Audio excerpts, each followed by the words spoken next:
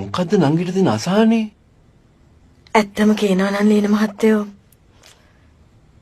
මගේ මිනිහ නැති වෙච්ච දවසේ ඉඳලා අර දරුවෝ තුන් දෙනාත් හදාගෙන හරිම අමාරුවෙන් තමයි ජීවත් වෙන්නේ. මිනිහ ඇති වෙලා කොච්චර කල් වෙනවද? දැන් අවුරුදු 8ක් වෙනවා. එතකොට දරුවන්ගේ වයස එහෙම?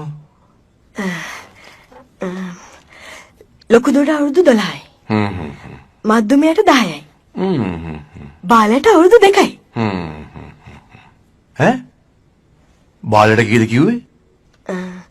තාම අවුරුදු 2යි මහත්තයෝ. මිනිහා මැරිලා අවුරුදු 8ක් වෙනව කොහේද? හරියට මතයි. එහෙමනම් ඉතින් බාලට අවුරුද්දක් වෙන්න බෑනේ. මොකෝ බැරි? බාලයට හරියටම අවුරුදු 2යි. එහෙම වෙන්න බෑනේ නංගී. මොකෝ මහත්තයෝ බැරි? ඔය ඉතින් වෙලා තියෙන්නේ. දැන් නංගියේ මිනිහා මීට අවුරුදු 8කට කලින් මලා නම් බාලයට අවුරුද්දක් වෙන්න බෑනේ. ලියන මහත්තයා බෑකුවට ඉතින් මේ වෙලා තියෙන්නේ. එහෙම වෙන්න බෑනේ බං. මොකෝ බැරි? ඒකට මිනිහා මැරලානේ බං. මිනිහා මැරලා උනට මම මැරලා නෑනේ බං. කාලවරෙන් මඩුමාළු කිව්වලු. ඒකත් ඇත්තනේ. හරි. දැන් ඔය විස්තරේ මන්ත්‍රීතුමාට පැහැදිලි කරලා කිව්වහම මන්ත්‍රීතුමා සහනයක් ලබා නොදී ඉන්න එකක් නෑ.